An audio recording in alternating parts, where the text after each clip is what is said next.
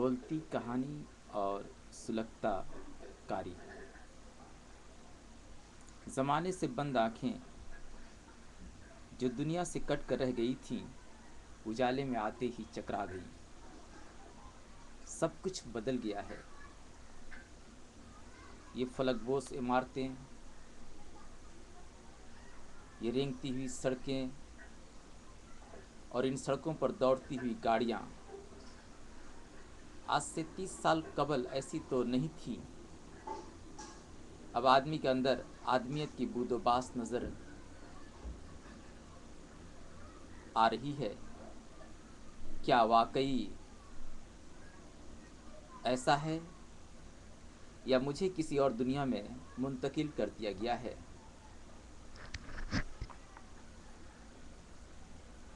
क्या जंग ने हमारी ज़मीन की इंसानी फितरत को बदल दिया है?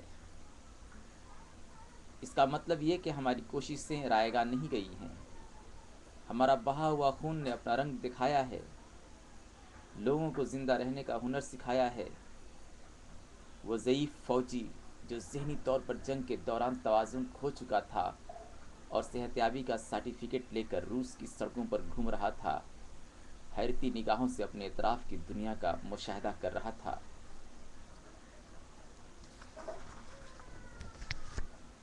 कितनी अजीब बात है, जेल के सुलाखों के पीछे ज़िंदगी जैसे पथरा जाती है, जिस पर से अनगिनत वाक़यात व हादसात की लहरें चुपके से गुजर जाती हैं। अभी कल ही की तो बात है जब हिरोशिमा और नागासाकी पर जोहरी बम गिराया गया था। अपनी अजारादारी कायम करने के लिए इंसान को जहन्नम की आग में झोंक दिया गया था और इंसानियत चीख पड़ी थी। इससे कबल हम हाथों में बंदूकें लिए इस अना की जंग में वहशियों की तरह अपने मुखालिफिन पर बरस रहे थे। मेरा बायां बाजू वाला हंस रहा था अपनी हर एक चलाई हुई उस गोली पर, जो दुश्मन को अब नींद सुलाने में हिचकिचाती नहीं थी। कितने जालिम हो तुम, मेरे लब खुल पड़े थे। मज़ा आता है यार, मज़ा, उसने हंसते हुए कहा और ठीक उसी दौरान उसकी चीख फिजा में गूंज उठी। उसकी इस इबरतनाक मौत पर मेरे रोंगटे खड़े हो गए। मैं पागल हो उठा और दुश्मन की फौज पर टूट पड़ा। मौत का दायरा वसी तर होता रहा। इसी दौरान दुनिया को आग के शोलों में जलता हुआ देखा। फिर क्या हुआ ये मुझे खबर नहीं है, लेकिन आज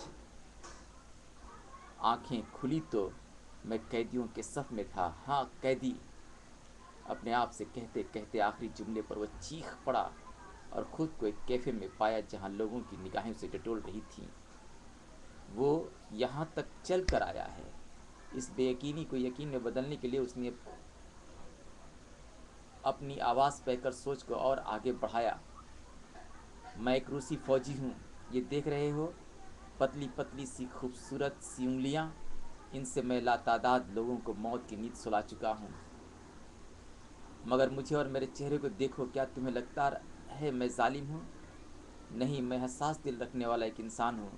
मुझे इंसानियत से मोहब्बत है और जंग से नफ़रत। मगर इस पेट के शैतान ने जब भी मुंह खोला है, इंसान सब कुछ करने के लिए आमादा हो गया है। इसी पेट के लिए मैं फ़ौजी बना, वरना फ़लसफ़ी बन जाता। आसपास के लोग उसकी बातों को सुनकर हंसने लगे थे। तुम लोग क्यों हंस रहे हो? उसने पूछा, मगर हंसने की आवाज़ें कह कहों में तब्दील होने लगीं। वो ज़ईफ़ घबरा उठा, उसकी आंखें इधर उधर चकराने लगीं। जुनूनी कैफियतें एक बार फिर उसे दबोचने लगीं। हाल माजी के साथ मिलकर गुडमुड होने लगा। उसके दिमाग के अंदर क्रैकिंग की आवाज़ें तेज़ी से उभरने लगीं। वो चिल्लाने लगा, उस खुदा की दुनिया को तुम्ही लोगों ने जहन्नम बना कर रख दिया है। मीठी मीठी बातें करते हो और इन्हीं बातों से एक दूसरे में जहर घोलते हो। तुम्हें सुकून से रहना पसंद नहीं है, इसलिए तुम ज़मीन पर फितने फसाद से बड़ी चीज़ जंग बर्पा करते हो।